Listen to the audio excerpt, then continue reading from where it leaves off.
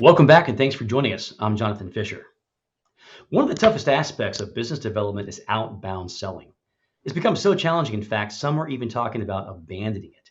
Well, our guest today argues that with the right strategy in place and the right people to execute it, outbound can actually be one of the most effective ways to launch your startup or create huge momentum for your existing company. And he should know. Kevin Warner is a serial entrepreneur who first made a splash for himself as the co founder of Science, a B2B sales services company which grew like a rocket and sold for a huge profit. Kevin went on to become a highly regarded thought leader, executive advisor, and mentor. And today he's the founder and CEO. And today he's the founder and CEO of Ledium.io. Kevin, fantastic to have you on the show today. Welcome. It's great to be here. So, Kevin, you actually, like some of the other guests we've had on the show, I love it when it's a guy who's been there and done it. So many of our listeners are going to be founders, C-level people trying to get these tech companies off the ground. You've got something to say about Outbound. How did you arrive at the insights you're going to be sharing today? Yeah, we've been in the outbound sales space for, I want to say 9 years now. I feel like it's going on. And before we got into sales, I was always in a product development back in 2011, 2012, when app development was coming up really heavily. So product development, customer success side. And I was with one NASDAQ company. We listed on NASDAQ, IPO'd in 2013 and blew through $30 million without ever acquiring one customer. And it made me realize at that time, hey, it doesn't matter how great of a product you have, how great of what you think you do and you solve. If you don't have clients, if you don't have revenue, the whole company kind of goes under. So that was kind of my shift into sales, that aha moment of, hey, maybe companies are actually driven on sales. I often say sales outpaces product. A lot of times your sales reps are selling what the product's going to do tomorrow. And when it was 2013 and 14, while I can't code and I can't develop, it was just that right time. The sales development market was taking off.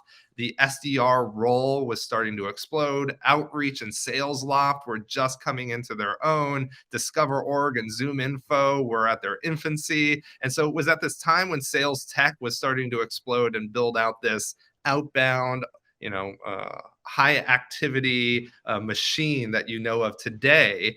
And my co-founders and I said, hey, while we're not tech people, why don't we figure out how we can use tech to service more businesses? And that's where we started into the agency world. And since then, worked with over 1,000 companies across every industry vertical you can think of, selling everything from rodent trackers to, multi-billion-dollar tech and across every persona perceivable, from the C-level to CIO, CSOs, all the down to marketing managers. So a broad scope of what's working, what's not across every industry.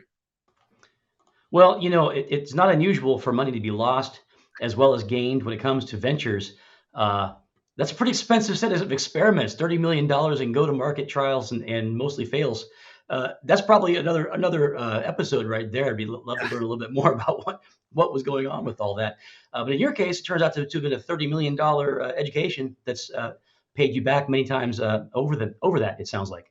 Yeah, and I'll tell you the one thing, it sounds unusual, like a large number, 30 million, listed on NASDAQ, essentially delisted, never really had any clients or revenue to it. I'll tell you, that's a common problem when it comes to outbound. A lot of companies need appointments. You need top of funnel appointments so that you can close one revenue. But what we find is a lot of companies don't know their go-to-market. You don't understand really you understand what you built and the problem you solved, but you don't know how to speak that to your prospect.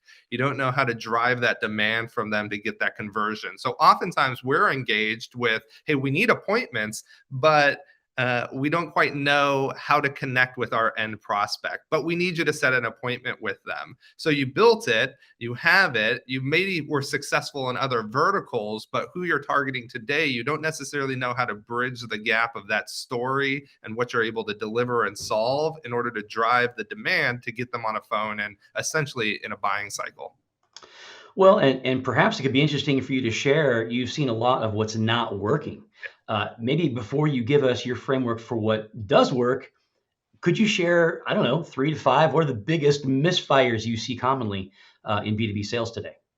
Yeah, one of the biggest misfires is I often say what's old is new and what's new is old, and you see that cyclical process. If it's a strategy you're seeing, whether it be on LinkedIn or whether it be wherever, if it's a strategy that you're seeing across the board, it's already too late. It's already out of fame. That's going to drive lower conversion rates. And so you should really be testing above the thought leaders or the gurus or in front of them.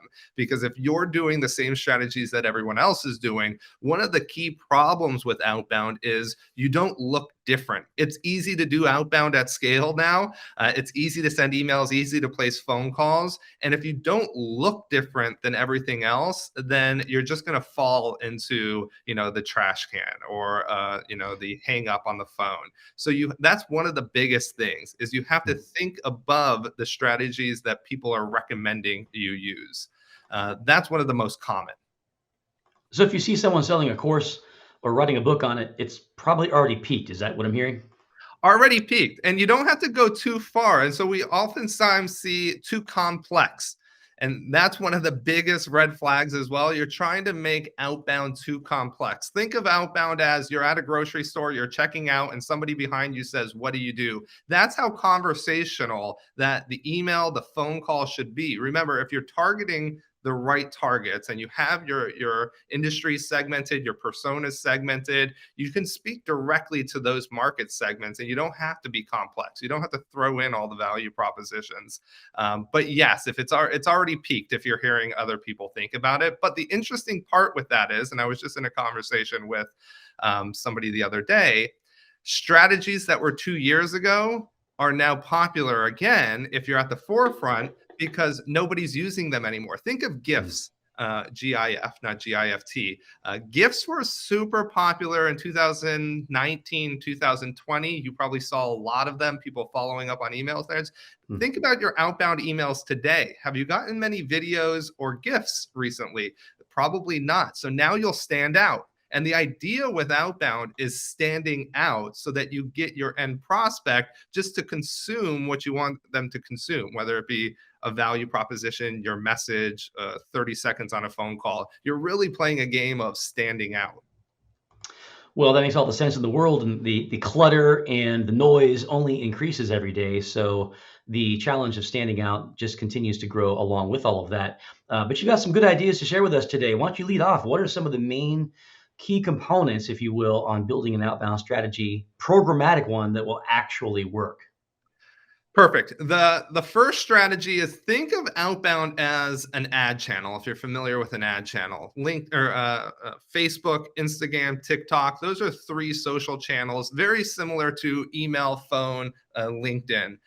On the social ad channel side of it, what companies do really well and what's a normal thought is segment your market as much as possible. Not only segment for the individual, think an 18 to 25-year-old if Nike's targeting you, but also how you consume that channel. An 18 to 25-year-old, they might prioritize on TikTok versus Instagram. Those same concepts that are normalized in marketing and programmatic ad campaigns and marketing, you need to bring over to prospecting. Here's the reality of it is prospects are not the same. And yet it's become normalized that everybody gets the same email. If you're targeting 3 prospects in an individual company, all 3 prospects get the same email. If you're targeting 2 different companies, they get the same email. But what you have to understand is the individual prospects consume differently. We're all people. We read different books, watch different movies. We just consume media differently. Some are heavier LinkedIn users, some prefer email, some prefer phone. So not only are you seeing that there's a preference when it comes to an engagement channel, but you're also seeing that the messaging and words within those channels should be adjusted based on that individual personality type, which you bring in things like Humantic AI and the advances they're having there. You can actually start to cater messaging still relatively at scale to the individual. The reason that I say this is kind of the fundamental thought process is creating a programmatic structure to it and segmenting as much as possible, and then segmenting the campaign messaging as much as possible. You're running the analytics, and that's really what the key with outbound is. One of your biggest rewards for outbound is how are people converting?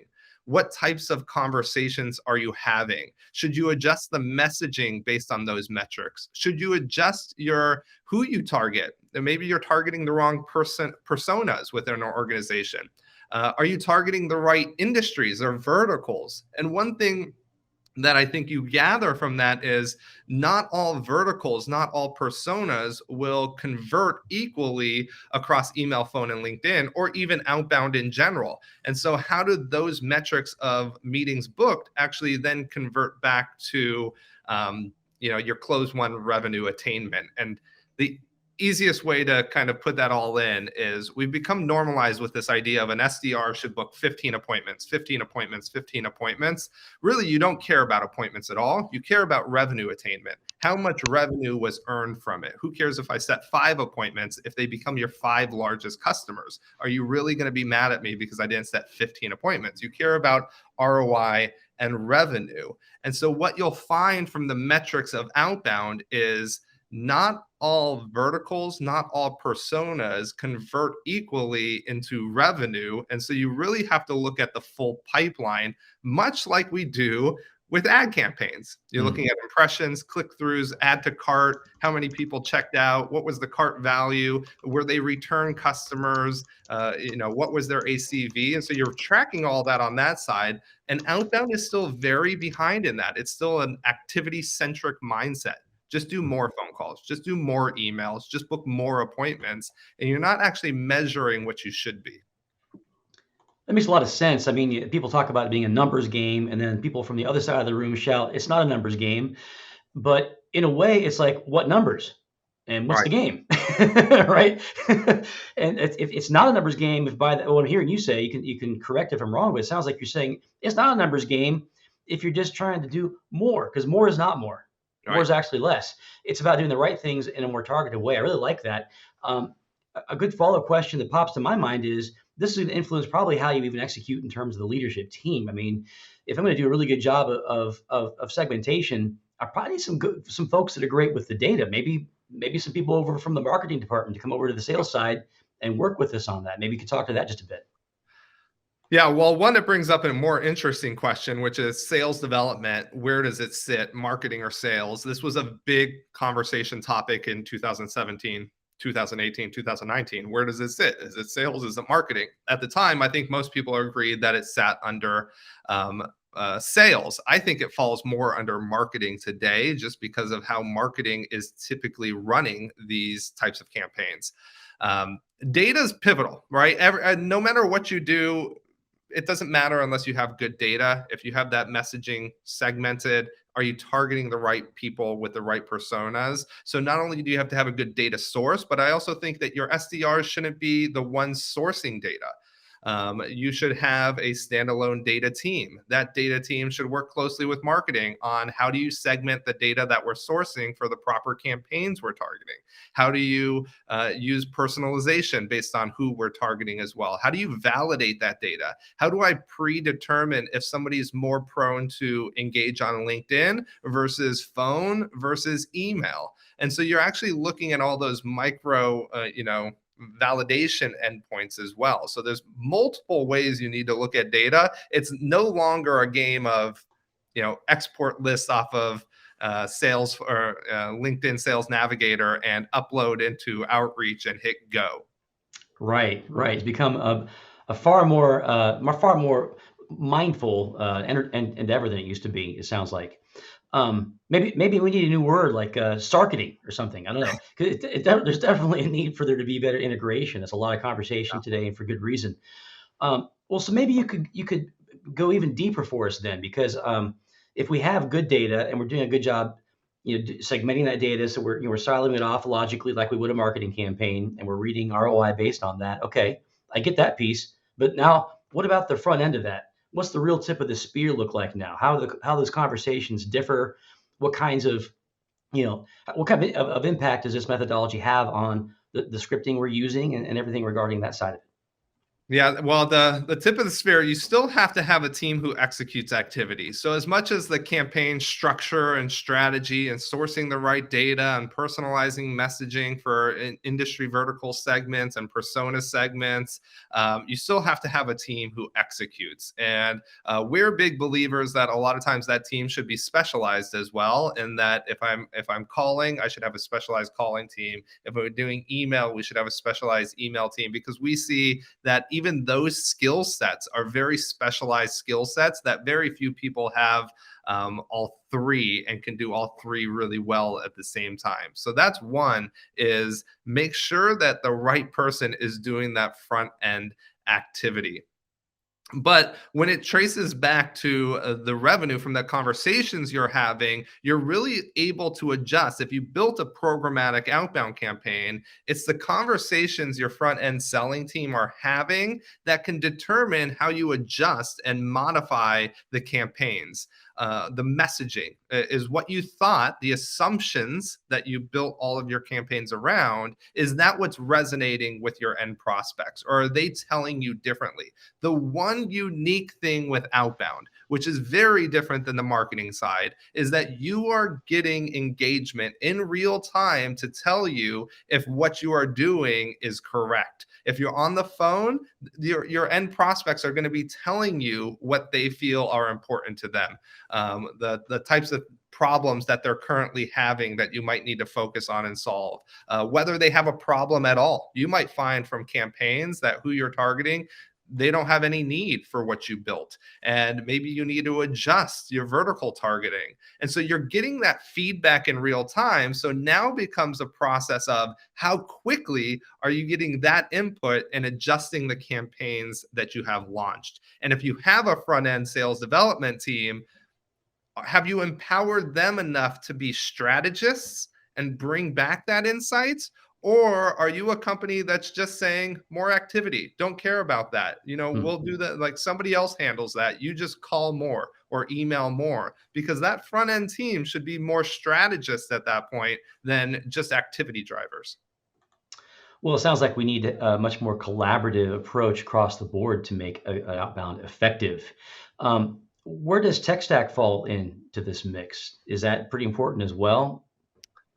Yeah, tech stack's going to drive pretty much the game. You have to be, what I say is one of the big three: outreach, sales, loft, Apollo. Obviously, on the sales engagement side, there's so many competitors that you can get in so affordably.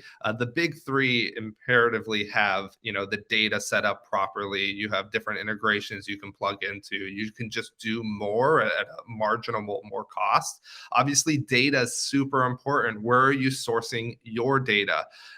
Depending on your market segment, what data sources do you have to go to?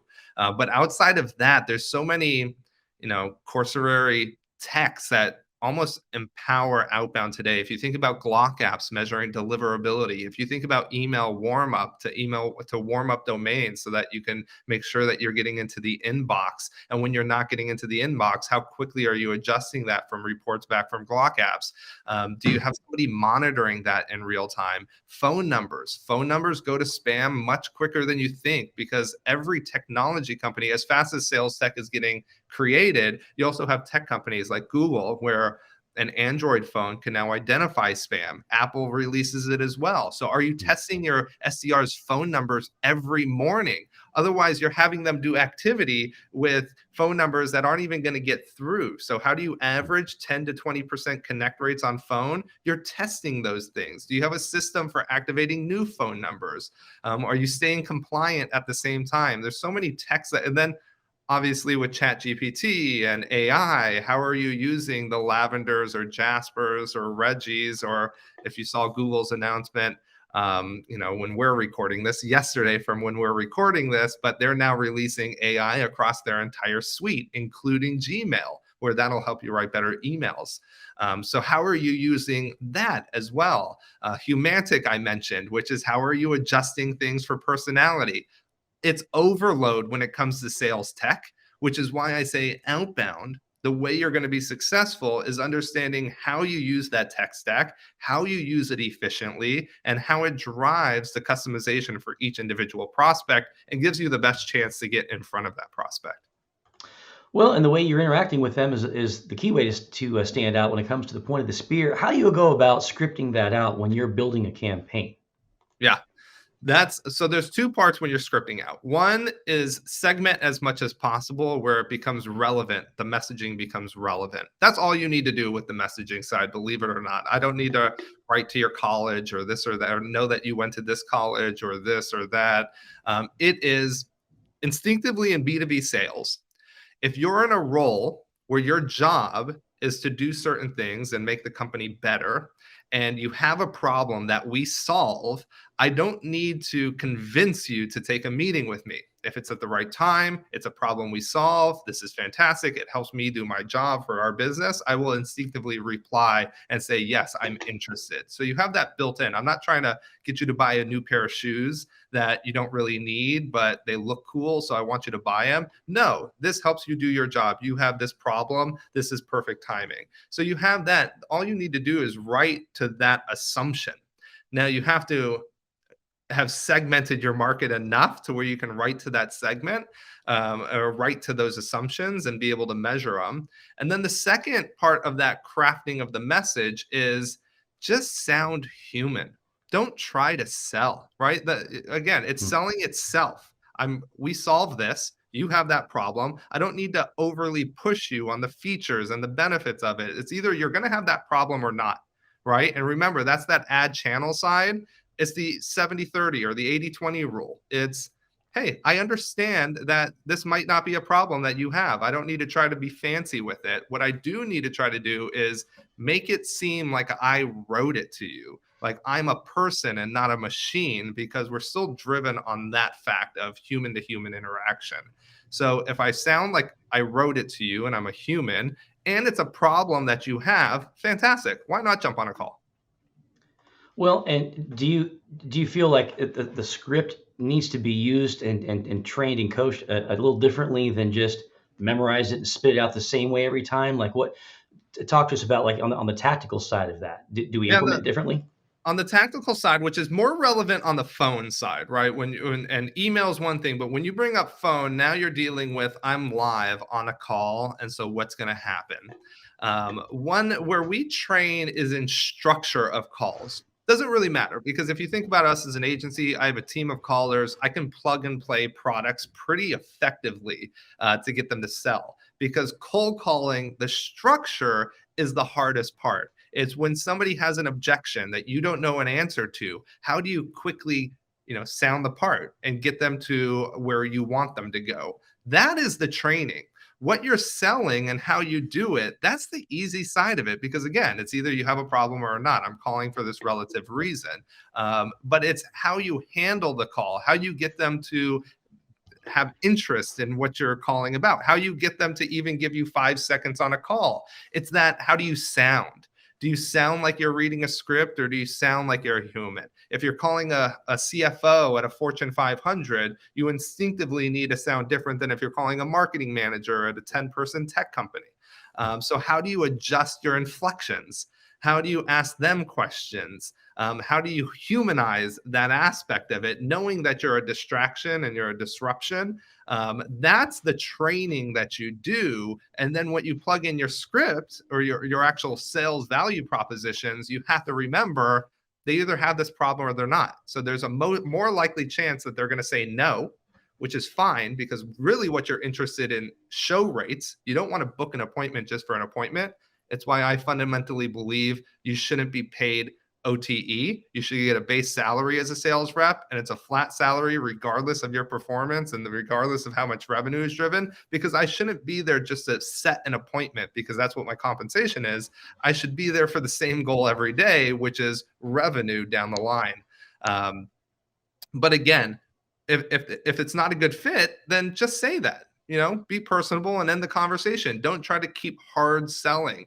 And that's one of the biggest things we found, and where the script goes off the rails is when sales leaders are pushing so hard for appointments that you're down the road team, the SDRs who are actually doing the work, start to just not care. It's I need to do more activity. I just need to push this person to say yes. So I don't know if that exactly answered it, but that's kind of how we frame everything. No, it makes a lot of sense. And so the script is a guide through the structure of a conversation, and that's like a kind of branches on a tree. Once you get to your value prop, if they're a yes, then you kind of have your canned spiel, as it were. Hopefully, it's Yeah. not delivered that way. But that's kind of what I'm getting, right? That part can be a lot more word for word once you get there.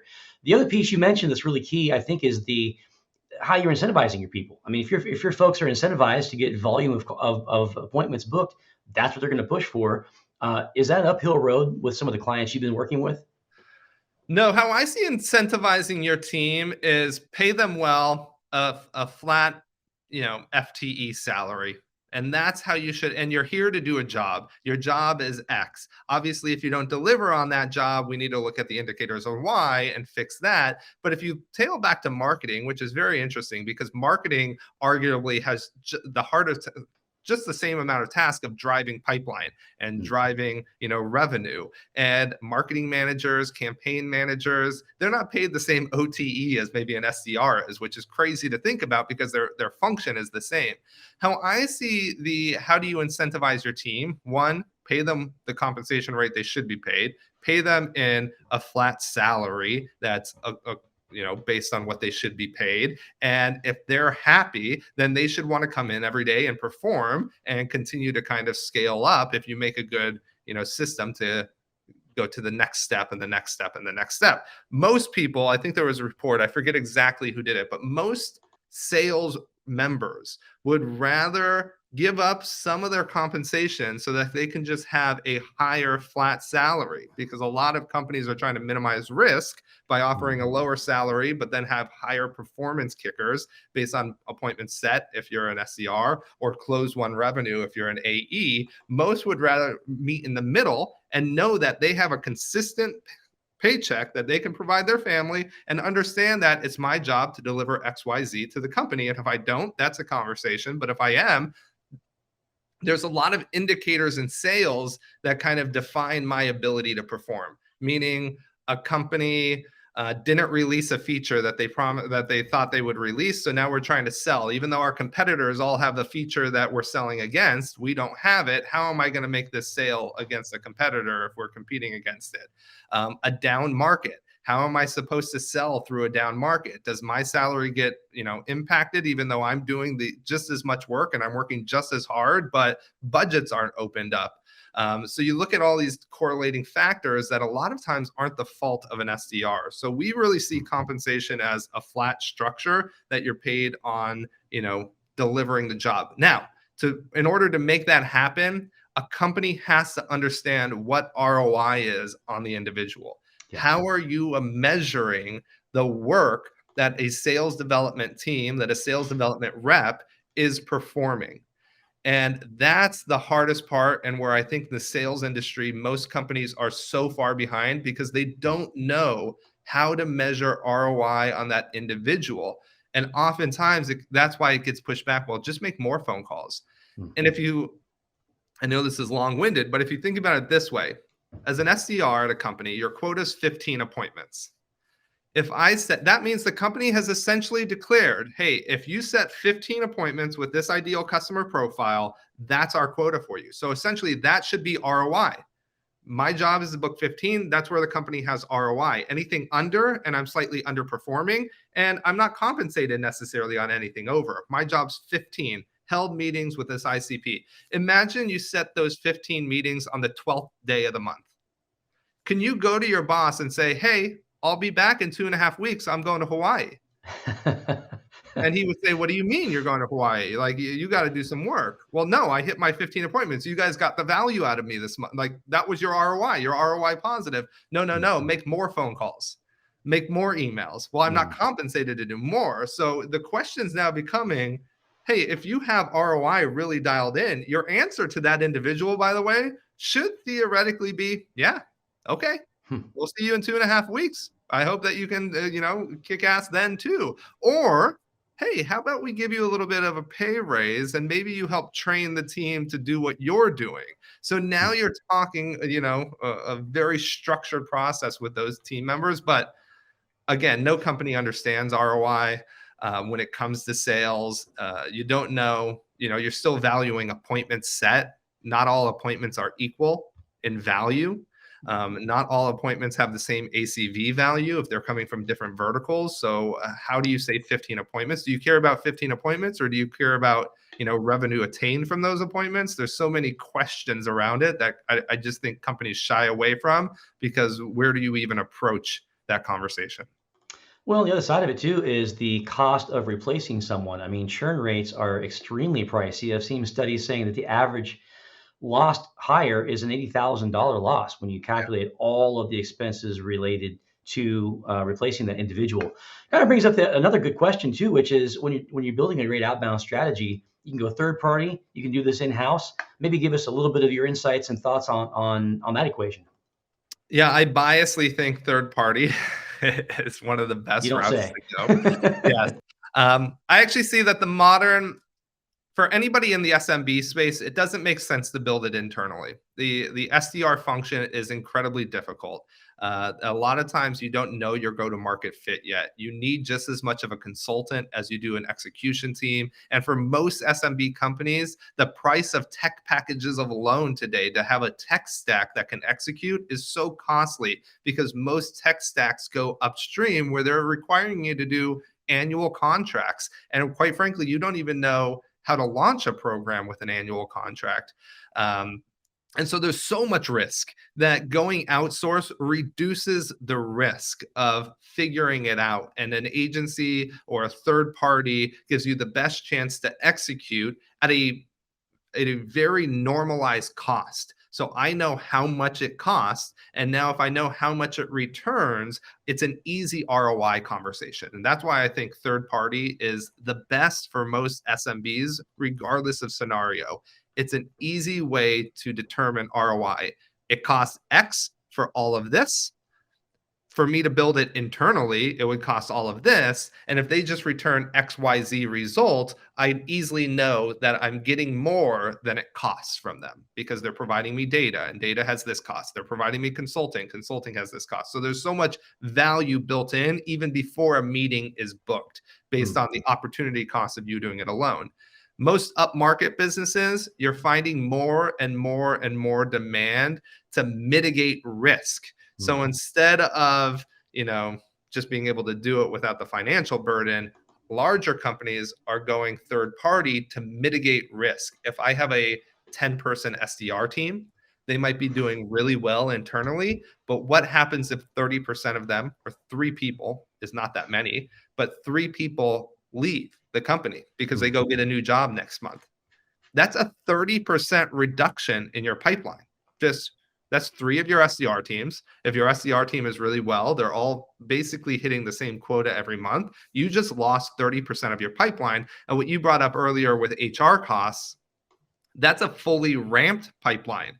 To bring in a new sales development rep, to ramp them up, you're in for a 4 or 5 month scenario. So you got to play that game before you even get up to the ramp. And in that time, you might have lost another 30% of your team. So now a lot of larger companies are trying to mitigate risk by having a stable partner, third party, that can scale up or down based on their demand, with an easy conversation of ROI. Just do what our internal team is doing. I don't need you to exceed performance.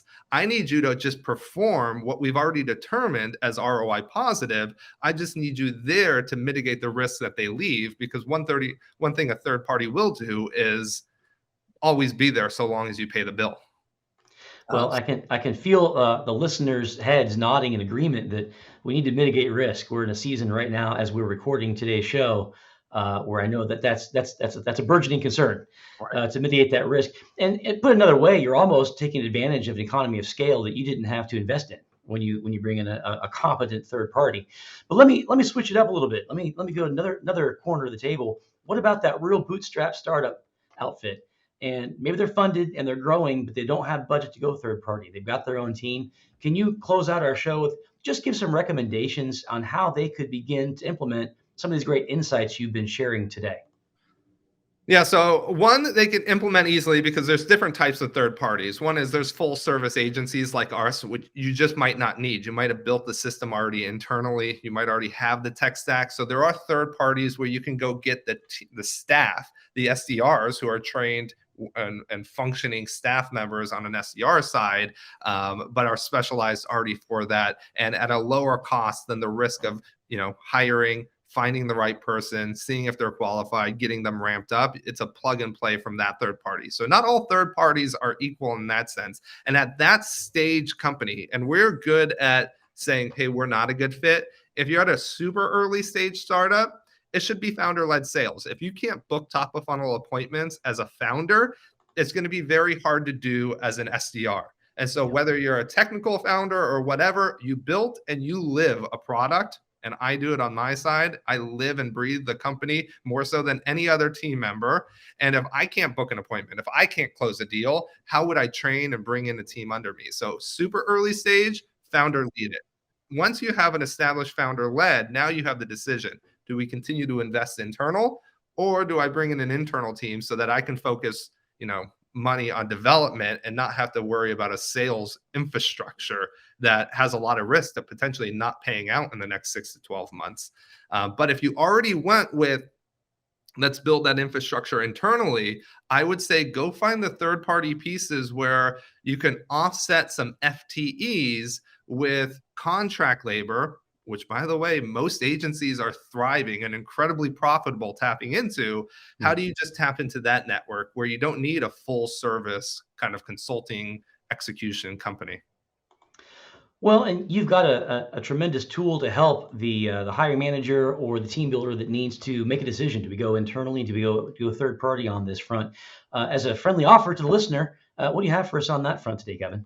Yeah, we broke apart the in-house versus outsourced SDR costs. In-house, there's so many sunk costs that a lot of companies don't even realize when they think about going and hiring somebody just from one SDR, that we actually built a report and built it out. How much are the extra licenses? What about the hiring manager who does interviews? What about that 1 hour the founder does? All of that cost adds up to bringing on one rep. What happens if that rep has to get fired in the first 90 days? And that's a sunk cost that gets put against the next rep.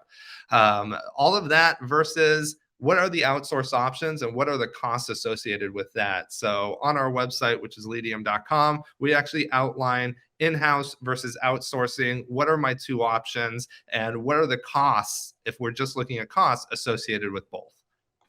Well, we'll provide a link in the show notes, but by going to Leadium.com or IO, I'm sorry. No, we graduated. So after 9 years in the world, we went from .io just since when we're recording just this past January. So we just are in the midst of transitioning .io to .com like a grown up business finally. Well, .io is pretty cool, but I guess .com, yeah, that's true. Now you're really there, so that does make sense. Well, Kevin, you've done a fantastic job. You've met and exceeded expectations in offering great value to our audience today. Thanks so much for being on the Evolve Sales Leader. Thanks for having me. And thanks to all of you, our listener, for making the show such a success. And as always, from Overpass, thanks for being an important part of our growth here on the program. Take care. We'll see you next time.